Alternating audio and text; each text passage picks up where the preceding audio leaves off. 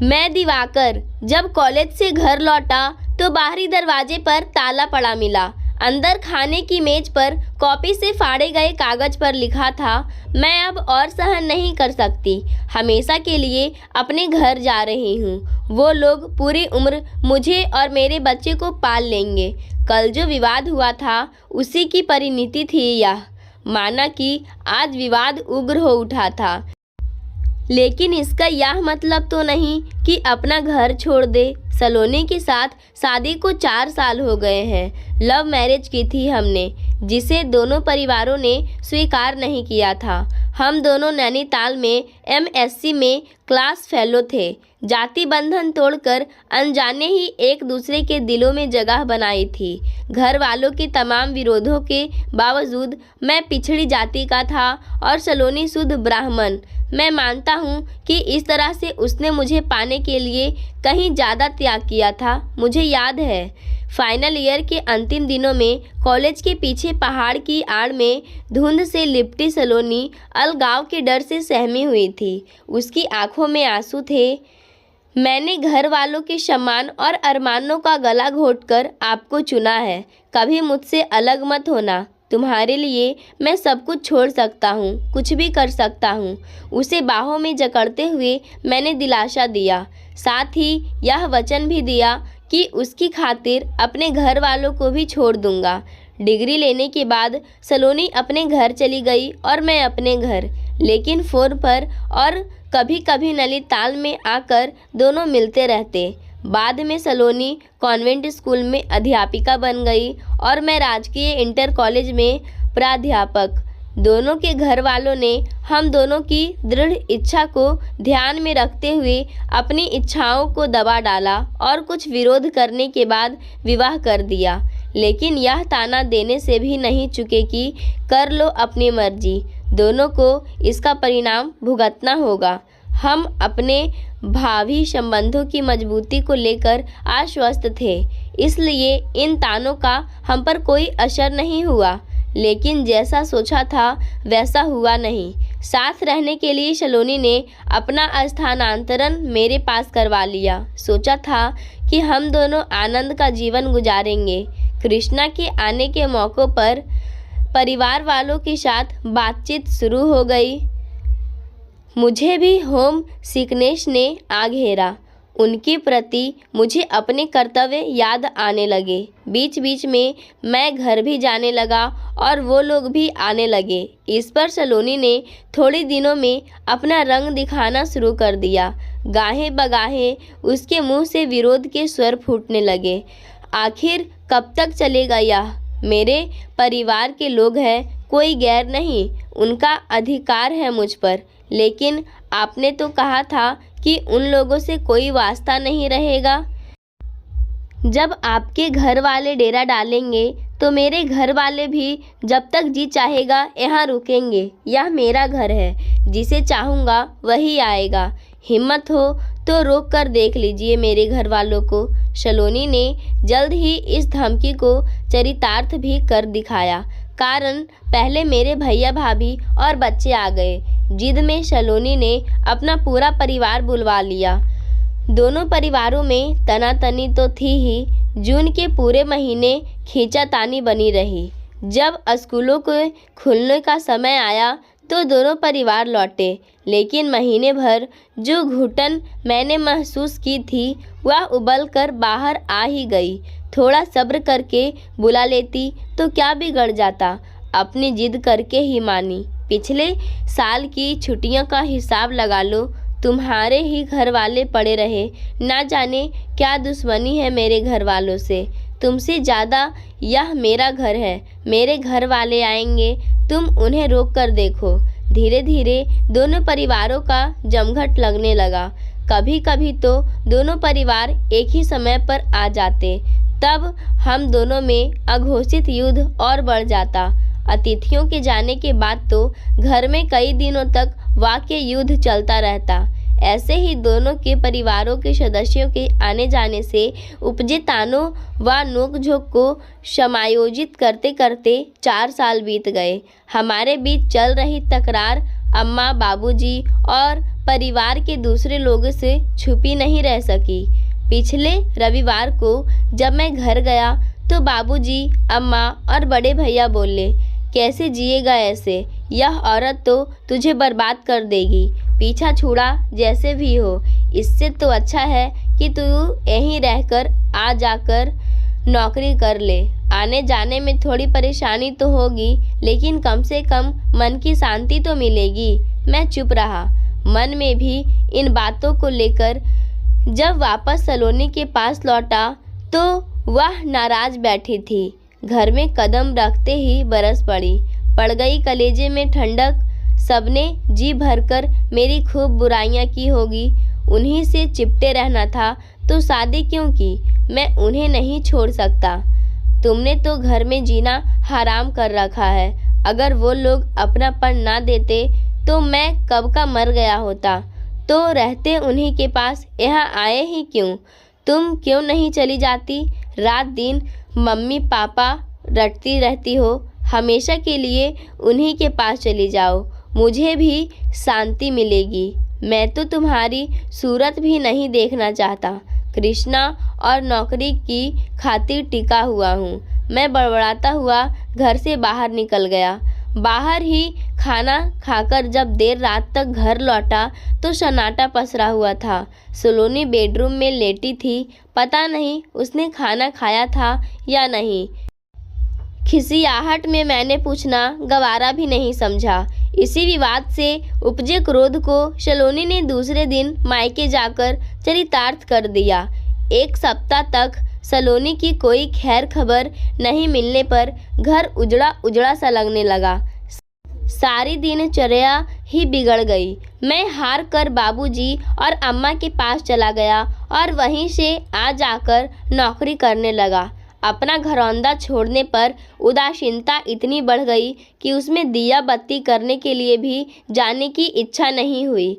जब मैं अपने परिजनों के बीच पहुंचा था तो घर भरा पूरा लगा था। बड़े से पुश्तैनी घर में थे तो 3 परिवार, अम्मा, बाबूजी, बड़े भैया और उनसे छोटे भैया। लेकिन तकरीबन मिला जुला सा परिवेश था। एक तरह से अर्ध संयुक्त परिवार था। सब मेरे लिए आंखें बिछाए बैठे थे। कुछ दिनों बाद दशहरा और दिवाली की छुट्टियां भी पड़ गई थी। बड़े जीजी अपने तीनों बच्चों के साथ आ गई थी। मुझे लगा कि मैं मरुस्थल से हरी तीमा में आ गया हूँ। सब मुझे अक्सर बहलाते रहते, अच्छा किया जो यहाँ आ गया। ऐसी पत्नी मिली है कि इसकी तकदीर ही फूट गई। अब यहाँ मौत से रह। मैं इतनी आत्मीयता पाकर आत्मविभोर हो उठा। लेकिन मुझे क्या पता था कि यहाँ की उपजाऊ जमीन कुछ ही दिनों में बंजर होने वाली है। धीरे धीरे सब अपने अपने कामों में व्यस्त हो गए। छुट्टियां शेष बचने के बावजूद जीजी ने कहना शुरू कर दिया, अम्मा मुझे जाने दो, वह पता नहीं कैसे रह रहे होंगे। बच्चों के बिना तो एक पल नहीं रह पाते, आदि आदि। सबके आग्रह अनदेखा करके वह चली गई। बड़े और छोटे भैया भी अपने परिवारों के रूटीन में रम गए। ऑफिस से आते तो सीधे भाभी और बच्चों के पास चले जाते। बच्चों को झूले या ट्राई साइकिल पर बैठाकर जब तक बहला नहीं लेते वे पीछा ही नहीं छोड़ते। ऐसा देख मुझे कृष्णा की याद सताने लगती। मैं अक्सर भाइयों, भाभियों और बच्चों के बीच हंसी ठिठोलियाँ देखता, लेकिन उनमें शामिल भी तो नहीं हो सकता था। उनके नितांत व्यक्तिगत आनंद में दखल देना ठीक भी तो नहीं। ऑफिस से आता तो बरामदे पर पड़ी खटिया पर बैठ जाता। बड़ी और मंझली भाभी तभी खाना पीना करती जब उनके पतियों की मर्जी होती। मुझे जल्दी खाने की आदत थी, लेकिन भाभियाँ अपने पतियों के ताज़े फुलके खिलाने के लिए टाइम बेटाइम खाना बनाती। अम्मा बाबूजी का परहेजी खाना वे पहले बनाकर उनके कमरे में पहुंचा देती, जिसे खाकर वे दोनों सो जाते। मैं घर में अम्मा बाबूजी के बगल वाले कमरे में बेवजह लौटता पोटता रहता। करीब 4 महीने हो गए हैं मुझे सलोनी से अलग हुए और अपना घर छोड़े हुए। 1 माह पहले कॉलेज से अवकाश मिलने पर उस घर में गया तो लगा कि खंडहर में आ गया हूँ। फर्श पर धूल की मोटी परत, दीवारों पर उखड़ी पपड़ी, सीलन और बदबू। अम्मा बाबूजी के बड़े घर में सबको अपने अपने घरौंदे की चिंता थी।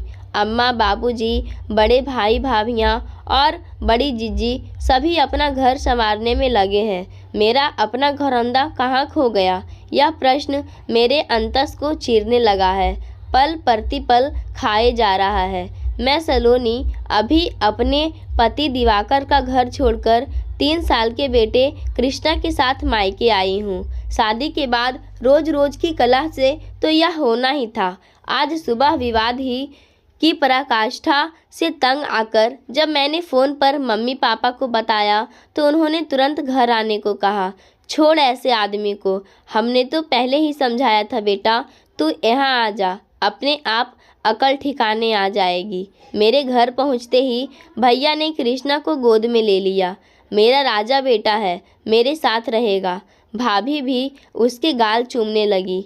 थोड़ी देर तक दिवाकर को सब कोसते रहे। क्या हम अपनी बेटी को पाल नहीं सकते? क्या समझता है वह अपने आप को? ऐसी सीधी और होनहार लड़की मिल गई तो दिमाग चढ़ गया। आदि आदि। माहौल शांत होने पर मैं चाय पीने के बाद छत पर चली गई। नीले आकाश में 2 पक्षियों का जोड़ा उड़ रहा था। दोनों में कितना प्रेम था। शादी से पहले हम दोनों भी तो ऐसे ही थे। पक्षियों की समानता ने पल भर में मुझे वर्तमान से पीछे धकेल दिया। उस दिन की खुशी को मैं संभाल नहीं पा रही थी। जिस दिन तमाम विरोधों के बाद दिवाकर मुझे ब्याहने आए थे, मुझे याद आ रहा है। एक दिन जब हम दोनों कड़कड़ाती ठंड की रात में कॉलेज से एक प्राध्यापक के घर बच्चे की बर्थडे पार्टी में गए थे। लौटते समय एकांत में हम एक पुलिया की मुंडेर पर बैठ गए। ठिठुरता देख उन्होंने मुझे आलिंगन में बांध लिया। इससे पहले कि ठंड तुम्हें जकड़ ले, मैं जकड़ लेता हूँ। मैं कसमसाई तो आलिंगनी और कसता चला गया। उस सुखद अनुभूति को मैं आज तक नहीं भूल सकी हूँ। हम आगे बढ़े तो उन्होंने अपना ओवरकोट मुझे पहना दिया। मैडम, अमूल्य निधि हो तुम। कितने जन्म लिए होंगे तब तुम्हें पाया है। तुम खुश रहो, बस यही चाहता हूँ। मुझे कुछ हो जाए कोई परवाह। उनके शायराना शब्दों के बीच में ही मैंने हथेली से होठों को दबाकर रोक दिया। आपको कुछ हो उससे पहले मैं मर जाना चाहूँगी। क्या दिन थे वो। घंटों नैनीताल की झील के किनारे पर खड़े होकर पेड़ों और पर्वतों को निहारना, कभी ठंडी सड़क पर धुंध में खो जाना, कभी भोवाली रोड पर कत्थई घास पर पेड़ों के नीचे बैठे रहना, और अब कहाँ खो गया वो सब कुछ। मेरे समझ में नहीं आता कि विवाह के बाद क्या लड़की के परिवार वालों और संबंधियों से रिश्ता नाता हमेशा के लिए समाप्त हो जाता है? क्या पति को यह अधिकार है कि वह अपनी पत्नी, बच्चों और घर को अपनी मिल्कियत समझे और इस बात का निर्धारण करे कि पत्नी के परिजन आएंगे या नहीं? लेकिन दिवाकर ने यह सब तो चाहा है और किया भी। नहीं तो मैं अपना बसा बसाया घर छोड़कर मायके क्यों आती? आखिर तानाशाही और तानों को भी कोई कब तक सहेगा? विवाह से पहले दिवाकर ने क्या क्या वादे नहीं किए थे। तुम रानी बनकर रहोगी। दोनों परिवारों का कोई भी व्यक्ति हमारे प्यार के घरौंदे में घुसपैठ नहीं करेगा। लेकिन कुछ दिनों बाद ही इस समझौते से मुकर गए। वह अक्सर अपने परिवार के बीच जाने लगे और उनके घर वाले भी जब तब हमारे परिवार में हस्तक्षेप करने लगे। मजबूरी में मैंने उस दिन मम्मी पापा और भैया भाभी को बुला लिया। वह सुबह आए और शाम को चले गए। उन्होंने दिवाकर को काफ़ी समझाया भी, लेकिन उन्होंने उसका उल्टा मतलब निकाला। अब तुम अपने घर वालों से मुझे प्रताड़ित कराओगी। मैं दबने वाला नहीं हूँ, घर का मालिक हूँ, तो मैं भी अब और सहन नहीं करूँगी। आप हठ धर्मिता दिखाओगे तो किसके पास जाऊँगी? वे मुझे अपने प्राणों से अधिक चाहते हैं। वो आएंगे भी और आपकी करतूतों को रोकेंगे भी। आपके लिए मैंने सब कुछ छोड़ दिया और अब आप मुझे। मैं तकिए पर औंधा सिर रखकर रोने लगी। अब नौटंकी शुरू कर दी। इन शब्दों ने मेरे आंसुओं की धार और तेज कर दी। सारी रात रोती रही। दूसरे दिन मैं मायके आ गई थी। कुछ दिनों बाद दिवाकर भी अपने परिजनों को पास चले गए थे। यह मुझे एक परिचित से पता चला। मैं मम्मी पापा के घर से बस से जाकर नौकरी करने लगी, लेकिन यहाँ कुछ ही दिनों में अपनापन खोने सा लगा। पापा, भैया और भाभी तीनों नौकरी करते थे। सुबह चले जाते, शाम को लौटते। बच्चों को मम्मी और नौकरानी संभालती थी। एक दिन भाभी काम से लौटी तो नौकरानी पर बरस पड़ी। क्या हाल बना रखा है बच्चों का, ठीक से देखभाल नहीं कर रही हो। अगर 2 की जगह 3 बच्चे हो गए तो पापा से कुछ पैसे बढ़वा लो, लेकिन लापरवाही मत बरतो, समझी। और सलोनी, तुम भी तो काम कर सकती हो, थोड़ा तो सहयोग तुम्हें भी देना चाहिए। मैं चुप रही। मैं भाभी के बदलते व्यवहार को देख हतप्रभ थी। एक दिन जब भैया घर आए तो उनके हाथ में लटकी पारदर्शी थैली में आम देखकर कृष्णा जिद करने लगा। भैया ने थैली मेरी तरफ बढ़ाई तो बीच में ही भाभी ने ले ली। एक छोटा आम देते हुए बोली, कई दिनों से बच्चे कह रहे थे, उनके लिए तो ये भी कम पड़ेंगे। सलोनी, तुम भी तो बाहर जाती हो, कभी कभार कुछ चीज़ें ले आया करो। उनकी बात से उतना दुख नहीं हुआ जितना भैया के चुप रह जाने से हुआ। फिर ना जाने क्यों दिवाकर का चेहरा मेरी आंखों में तैर गया। घर में सबके अपने अपने कमरे थे। मेरे लिए अम्मा बाबूजी के कमरे के पास स्टोर को खाली कर जगह बनाई गई थी। शुरू में तो सब ठीक था, लेकिन कुछ दिनों बाद ही खर्चे में खींचातानी होने लगी। सीधे मुंह तो नहीं, लेकिन गाहे बगाहे भाभी ने ऐसी स्थिति पैदा कर दी कि घर में व्यय और मिलजुल कर काम करना संभव नहीं रह गया। मैंने बिना किसी हाल हुज्जत के अपने कमरे और उसके सामने कॉमन बरामदे में अपने जीवन यापन की व्यवस्था कर ली। जिस घर में मैं पैदा हुई पली बढ़ी, उसी में बेगानी खाना बदोशी जिंदगी हो गई थी मेरी। अपनेपन के सारे रिश्ते ना जाने कहाँ तिरोहित हो गए, कहाँ खो गया मेरा अपना घरौंदा, जहाँ तकरार और उठने मनाने में भी आनंद आता था। शनिवार को हाफ डे था, इसलिए मैं दोपहर में ही स्कूल से आ गई। कल रविवार है और उसके अगले दिन तीज का पर्व। घर में घुसी तो वह उदासीन माहौल। भैया भाभी पकवान बनाने में जुटे थे। तीज की तैयारियां चल रही थी। मुझे पूछा तक नहीं।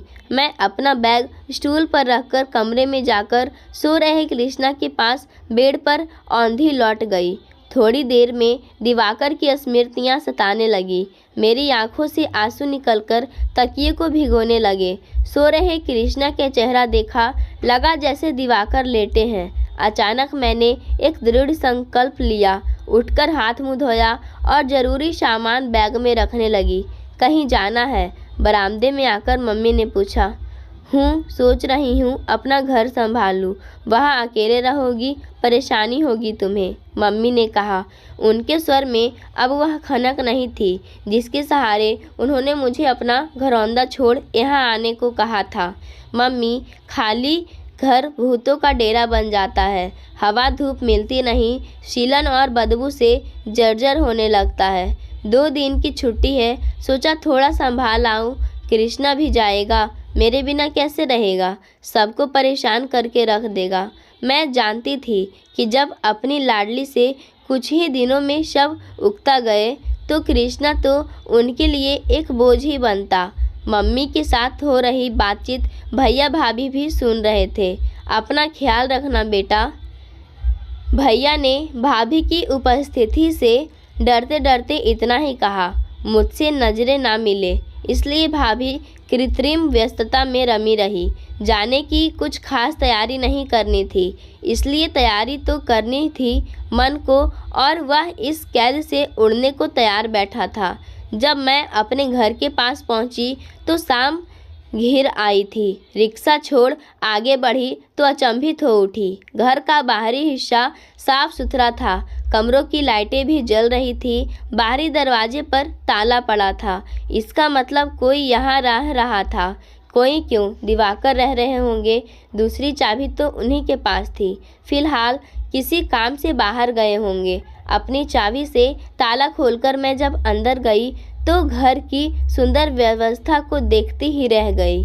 बेडरूम में साइड में रखे तिकोने स्टूल पर कृष्णा के साथ दिवाकर और मेरा करीब 2 वर्ष पहले खींचा हुआ फोटो सलीके से रखा था, जिसे मेरे घर छोड़कर जाने से पहले हुए विवाद के दौरान दिवाकर ने क्रोध में सोफे पर फेंक दिया था और मैंने भी उसे उठाना गवारा नहीं समझा था। सोते कृष्णा को बेड पर लिटाकर मैं भी उसी के बराबर लेट गई। लगा जैसे घर के दरों दीवारों मेरे आने से खिल उठी हो और मुझे अपने आलिंगन में लेने को आतुर हो। कितना अंतर था, मायके के घनिष्ठ संबंधी कितने अजीब थे और इस घर की हर चीज़ में जैसी आत्मीयता बसी हो। अहमद के अतिरिक्त से आंखों में आए पानी में बहुत सी सुखद यादें तैर गई। तभी कॉलबेल ने मुझे चौंका दिया। दरवाज़ा खोला तो आशानुरूप दिवाकर थे। करीब 4 महीने के बाद हम दोनों ने एक दूसरे को देखा था। हम दोनों ही कुछ क्षण एक दूसरे को देखते रह गए। मुझे विश्वास था कि जिस तरह मैं अपने घर वापस आ गया हूँ, उसी तरह तुम भी अपने घर लौटोगी। इसलिए पूरे घर को सजाकर तुम्हारा इंतजार कर रहा था। दिवाकर ने मुझे अपने बाहों पाश में बांध लिया और मैं भी उनकी बाहों में सिमटती चली गई। आंखों में खुशी के आंसू लिए यह सोचने लगी कि यह कौन सा रिश्ता था जो मुझे अपने माँ पिताजी और भाई के रिश्ते से कहीं अधिक मजबूत और आत्मीय लग रहा था। पाठकों, आज की कहानी यहीं समाप्त होती है। धन्यवाद।